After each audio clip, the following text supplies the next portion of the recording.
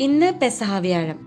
പഴയ നിയമത്തിലെ പെസഹ വ്യാഴം കടന്നുപോക്കായിരുന്നെങ്കിൽ പുതിയ നിയമത്തിലെ പെസഹ വ്യാഴം രക്ഷയുടെ കടന്നുവരവാണ്. രാവിലെ പള്ളിയിലുള്ള തിരുക്കർമ്മങ്ങൾക്ക് ശേഷം ഞങ്ങൾ വലിയ വീട്ടിൽ തറവാട്ടുകാരുടെ ചെറിയൊരു കാലുകഴുകൽ ശുശ്രൂഷയുണ്ടായിരുന്നു. അത് പേപ്പന്റെ ഒരു ചെറിയ നേർച്ചയായിരുന്നു. പേപ്പന്റെ മകൻ 12 സ്ത്രീഹന്മാരെ തെരഞ്ഞെടുത്തിട്ട് അവരുടെ കാലുകൾ കഴുകുന്ന ഒരു ശുശ്രൂഷ, ഒരു നേർച്ചയായിരുന്നു. അത് ഭംഗിയായിട്ട് കഴിഞ്ഞു.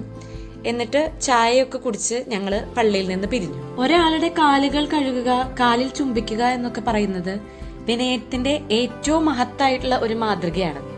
അതാണ് ഇപ്പോൾ ഇവിടെ ചെയ്തത്. ഇതിലൂടെ ഒരിക്കലും നമ്മൾ താഴ്ന്നു പോവുകയല്ല, നമ്മള് നമ്മളുടെ ആ ഒരു വിനയത്തിന്റെ മഹത്വം എടുത്തു കാണിക്കുകയാണ് എന്നതിന്റെ ഒരു പ്രതീകമാണ് കേട്ടോ അത്.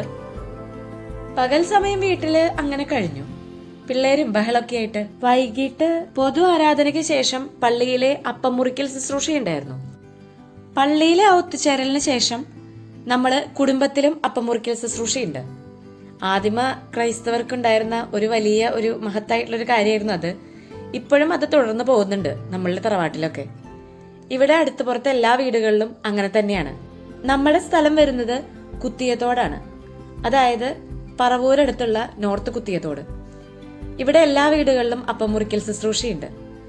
വലിയവർ മുതൽ ചെറിയവർ വരെ അപ്പം വലിയ മുതിർന്ന ഒരാളുടെ കയ്യിൽ നിന്ന് സ്വീകരിച്ച് അങ്ങനെ കഴിച്ചു മടങ്ങും. തറവാട്ടിലെ എല്ലാ വീടുകളിലും അപ്പം മുറിക്കൽ ശുശ്രൂഷ കഴിഞ്ഞ് നമ്മളെല്ലാവരും സന്തോഷത്തോടെ വീട്ടിലോട്ട് മടങ്ങിയിട്ടാ.